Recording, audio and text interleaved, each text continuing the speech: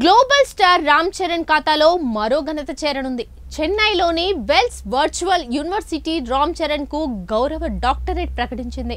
April 13న చెన్నైలోని పల్లవరంలో wells varsity స్నాతకోత్సవం జరగనుంది. ఈ కార్యక్రమానికి రామ్ చరణ్ ముఖ్య అతిథిగా హాజరవుతున్నారు. ఈ సందర్భంగా ఏఐసిటిఈ అధ్యక్షుడు డిజి సీతారాం రామ్ చరణ్ కు డాక్టరేట్ ప్రదానం చేయనున్నారు. సినీ రంగంలోనూ సామాజికంగానూ అందిస్తున్న సేవలను గుర్తిస్తూ ఈ డాక్టరేట్ కు రామ్ చరణ్ ను ఎంపిక చేశారు.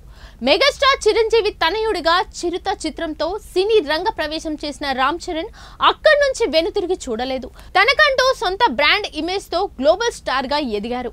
RRR చిత్రంతో అంతర్జాతీయ స్థాయిలో పేరు ప్రఖ్యాతలు అందుకున్నారు. కాగా ఇదే వెల్స్ యూనివర్సిటీ ఈ ఏడాది జనవరిలో జనసేనాని పవన్ కళ్యాణ్ కు కూడా డాక్టరేట్ ప్రకటించింది. అయితే వివిధ రంగాల్లో రాణించిన వారు తనకంటే ఎక్కువ మంది ఉన్నారని, తను ఈ డాక్టరేట్ ను స్వీకరించలేనని పవన్ సున్నితంగా తిరస్కరించారు. అంతేకాదు ఎన్నికల హడావిడి కారణంగా వర్సిటీ స్నాతకోత్సవానికి కూడా హాజరు కాలేనని తెలిపారు.